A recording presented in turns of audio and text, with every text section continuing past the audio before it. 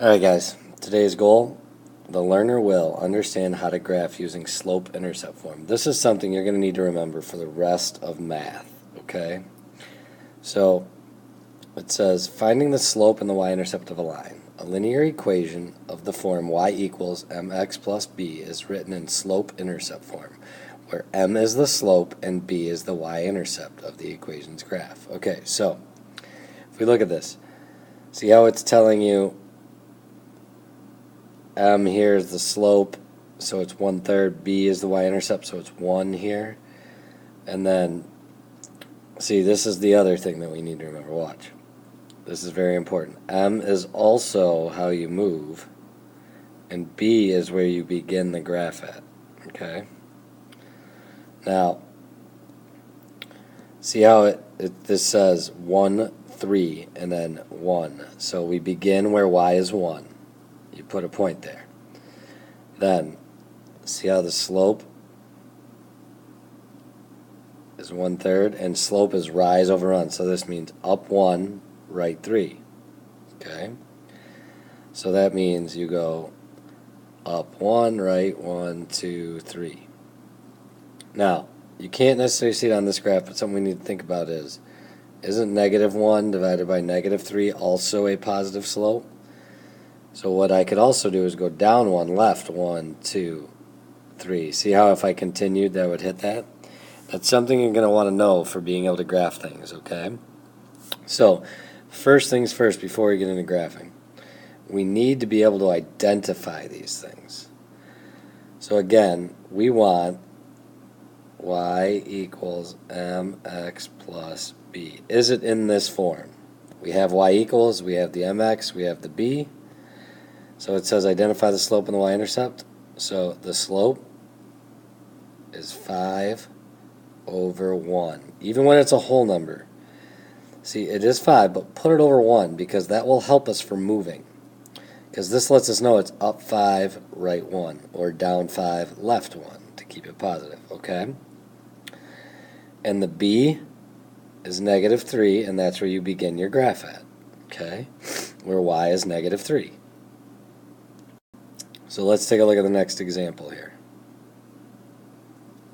Alright, is this in y equals mx plus b form?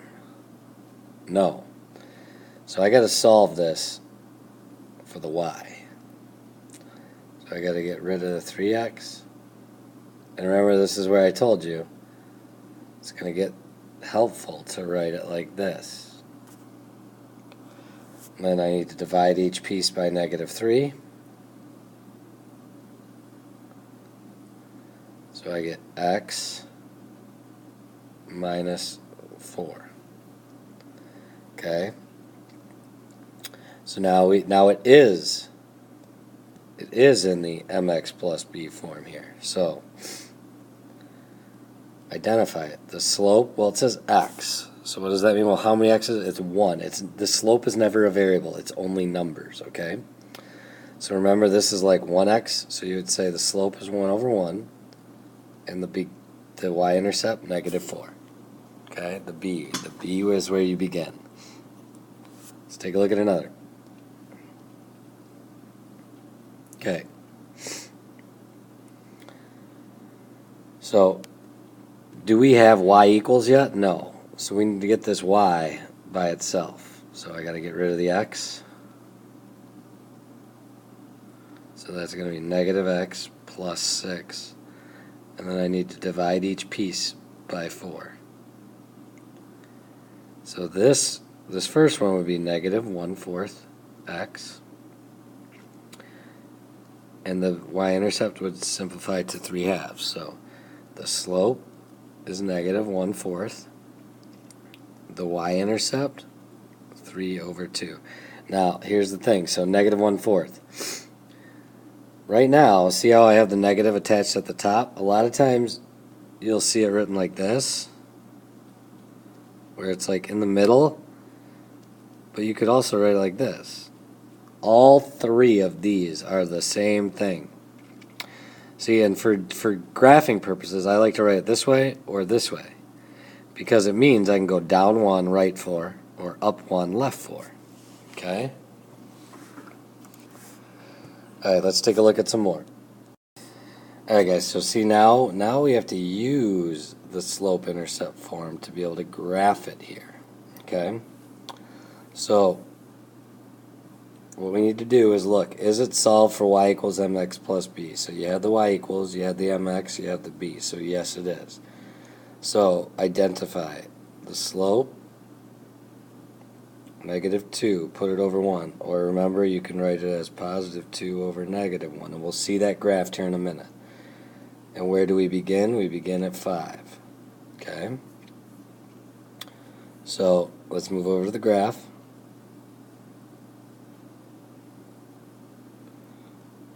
And now we can go up 5. So you count up on the graph. 1, 2, 3, 4, 5.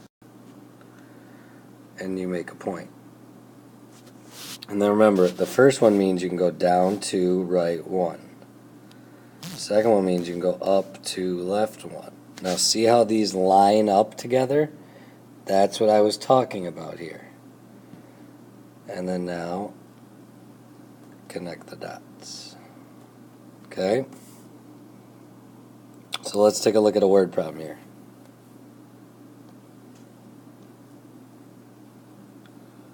Okay, it says, to get from one floor to another at a library, you can either take the stairs or the escalator. You can climb the stairs at a rate of 2 feet per second, and the escalator rises at a rate of 1.4 feet per second. You have to travel a vertical distance of 28 feet. The equation model distance, d in feet, you have left to travel after t seconds. How much time does the escalator save? Okay, so remember, distance equals rate times time. So for walking, you have to go 28 feet, and you go 2 feet per second. But then for the escalator, you go 28 feet, and you go at 1.4.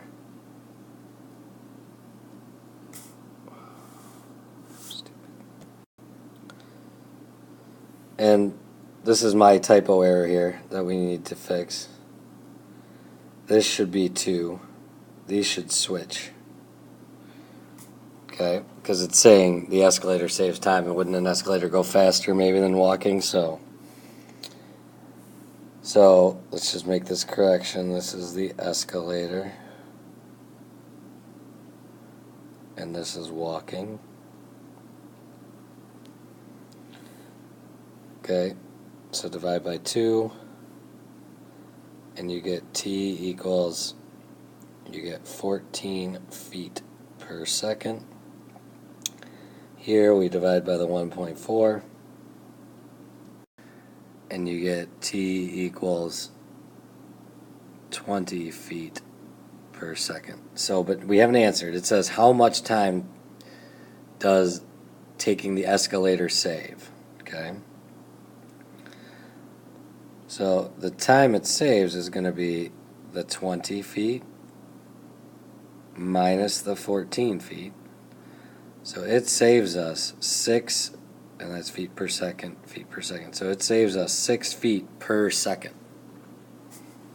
Okay? Let's take a look at some more. Alright, so it says parallel lines. 2 lines in a sample plane are parallel if they do not intersect. Because the slope gives us the rate at which the line rises or falls, 2 non-vertical lines with the same slope are parallel. So, line A goes through these 2, line B goes through these 2, 5, 8, and 2, 2, and then line C through these 2. So, step 1, calculate the slope for all of them. So remember, we have this equation, y2 minus y1 over x2 minus x1. So here's x1, y1, x2, y2 for this point. So if we fill that out, we get 4 minus 2 over 3 minus -1. So this is the slope of A, and that equals 2 over 4, because this would change to plus plus, which is 1/2. So the slope of line A is 1/2. So now we got to do the slope of line B. And remember, we have x1, y1, x2, y2. So you have 8 minus 2 over 5 minus 2. So you get 6 over 3, which is 2. So do these two lines have the same slope? No. So line A and B are not parallel. So let's check line C. So the slope of line C, this is going to be x1, y1, x2, y2. So I have 1 minus negative 2 over negative 3 minus negative 9. So change this to plus plus, plus plus. You get 3 over 6, 1/2. So which lines are parallel? Well, which ones have the same slope? Lines A and C. So line A parallel to line C. Okay? Let's take a look at another problem. Alright, it says a company produced two 30-second commercials. One for $300,000 and the second for $400,000. Each airing of either commercial on a particular station costs $150,000. The C in thousands of dollars to produce the first commercial and air it in N times is given by C equals 150N plus 300,000. The cost to produce the second and air in N times is by C equals 150N plus 400. What is a third commercial's costs? C equals 150N plus 200. Graph the equation and find the difference of costs for the second and third options. Okay, so the difference in costs is pretty easy for the second and the third, because see how the 150N there's the same? So it's just 400 minus 200. And that equals 200, but 200 what? What was the values in? 200,000. See how they're in thousands of dollars? So it's really, the difference in cost is $200,000. Now, we have this is what we need to graph. Okay, so let's take a look at our graph over here. Now see, I didn't put the negatives in this one because we know right now, if we think about y equals mx plus b, the slope is 150 and the B is 200. Okay? So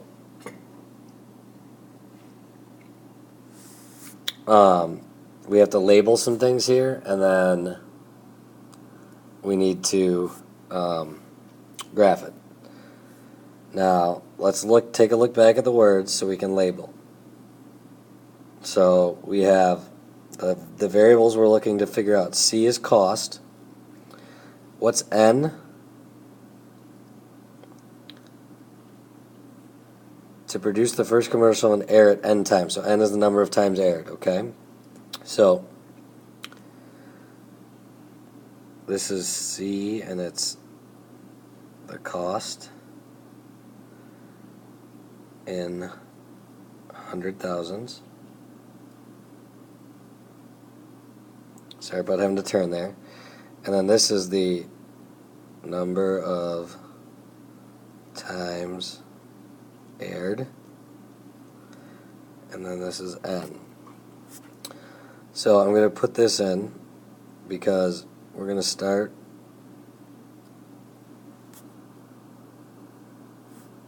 at 200,000.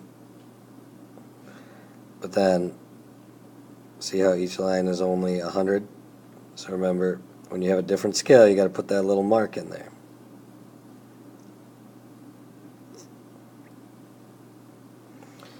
And then here we just have 1, 2, 3, 4, 5.